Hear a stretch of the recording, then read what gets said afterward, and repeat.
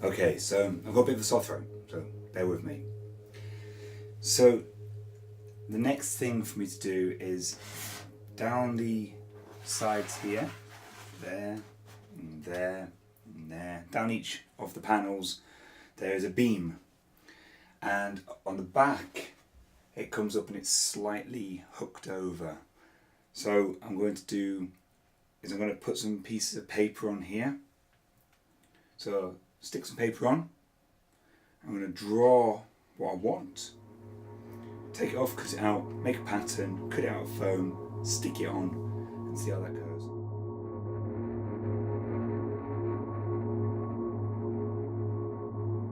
There's the first beam cut out. I'm going to go on the front of the helmet. I'll stick them on now and have a look what it looks like. If that looks like it's done the job, I'll just do the same for the entire helmet. Here we go. So I've got a foam beam here. As you know, do a sample, always test your adhesive. I'm using this stuff from B&Q. You can see it. It's a low toxic adhesive, so it's not been dissolving through the polystyrene, which is good. So for the beam down the back of his head, what I've done is I actually just used my meter ruler. Drew around it, and it is 24 inches, 24-inch line, and that's the bottom. Label it, and then about 18 inches up I've drawn a line, and then 1, 2, 3, about 4 inches up I've drawn another line. So the idea is I can then fold it over, so I've got a bigger chunk at the top. And this will be the spike that goes over the top. So I cut a little line out the back here so I can bend that over to itself to glue it. And then drew a line down the back of this, and as you can see, I'm cutting a triangular piece. And this is where the spike in the helmet is, so I can glue that straight on the back. Right, so look. Should fit in there nicely, see? There you go. All the beams have been done.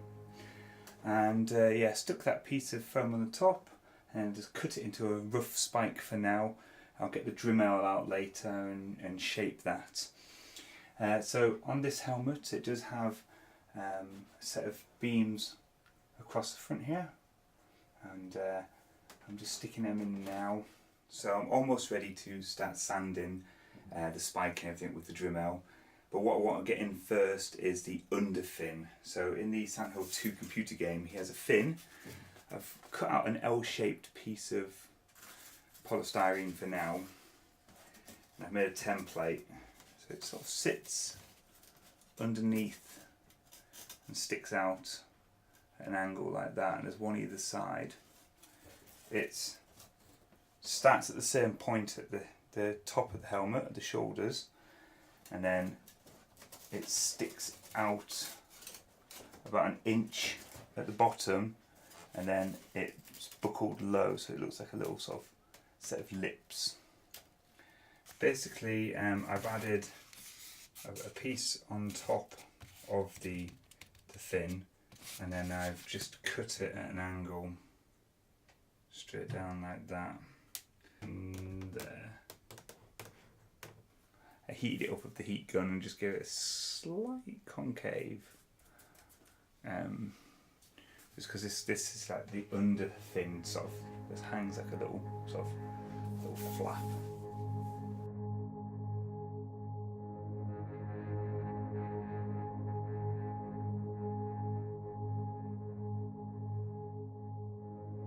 It's now building up the helmet and putting the extra little pieces in here and there. So there's a piece that will just go in here, same as the other side, and then I've got to do around the back. Okay, so the last two bits I'm just doing for the back. As again, I've got a bit of the polystyrene worked out how big I want the piece, drew a little line so I know where the glue is going to go, and I cut that out of EVA foam, glue it on there, and then that would be the whole shell, all the framework done. I'm just going to put an extra piece on the bottom actually, along the back here. And then I've decided to use Polymorph to do the spike on the top.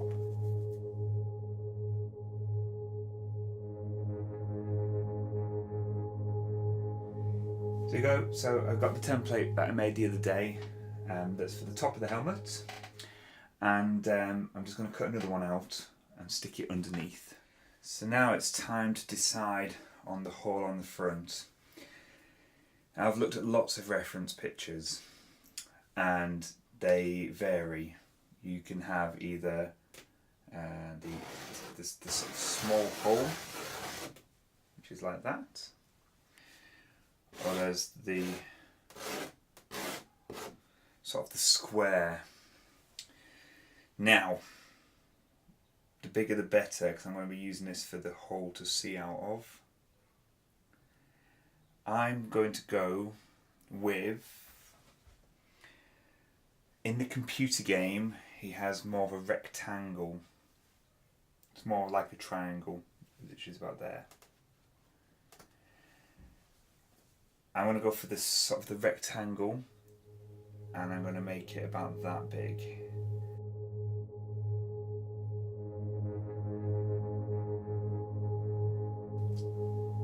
A lot of people make it higher so they can see out, but that is where it is in the game. Okay, now I've cut the square out. I'm just making it really rough looking. I'm just breaking little bits of foam away, a bit of polystyrene, because I don't want it all straight. And that last little bit, so I've just cut a piece of EVA foam out, and I've just quickly gone over it with the Dremel to make it look a bit weird looking. And this is the helmet's tip vane, which goes just there.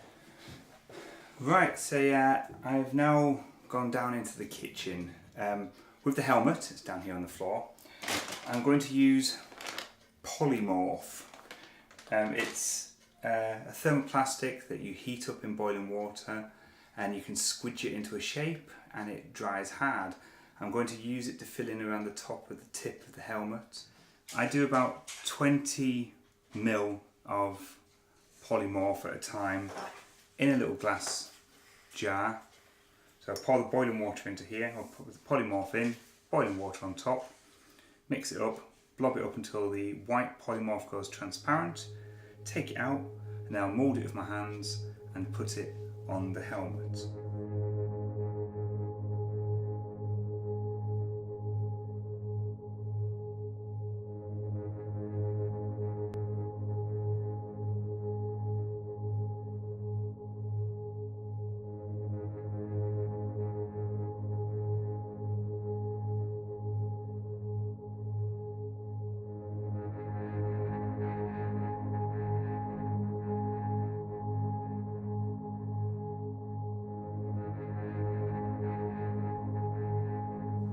The next stage now is ready time to paint it up. I'm going to do a technique I've never done before. It's the Crackled Effect. And to do crackling, in the UK you've got to get emulsion paint or acrylic. On the other side of the world, your emulsion will be called latex paint, apparently. So I'm going to paint it in black emulsion. I've got a few of these little sample pots. Paint it black, and that'll be fine with the polystyrene, the foam and everything. Then tomorrow, once it's dry, I will be giving it a coat of PVA glue. When it goes tacky, apparently that is when you then put your next layer of paint on, when it's going tacky.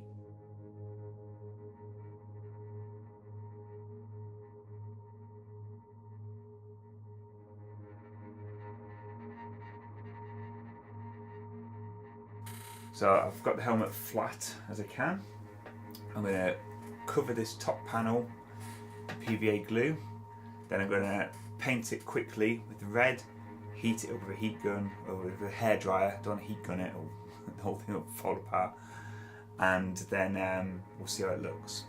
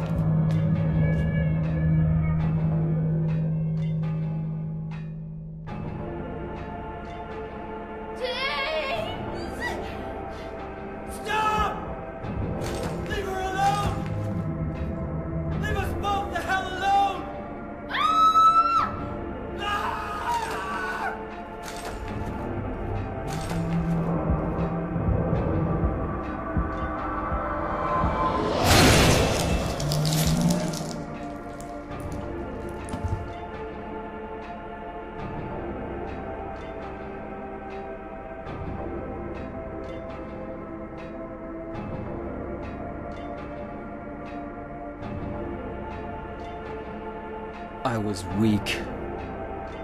That's why I needed you. Needed someone to punish me for my sins. But that's all over now. I know the truth. Now it's time to end this. There you go, that red pyramid thing. Based it off the Gecco model. Very happy with him. I'm looking forward to putting the rest of the costume together. That'll be his smock, his tumour that goes underneath, big pair of boots, and his great knife, which is more like a kitchen knife. I do like that one. So, I hope to see you lot all making these out there. Please contact me if you make one. Let me see it. And let's see more red pyramid things out and about. So this is Dak79 as James Sutherland. Off to find my wife and kill her.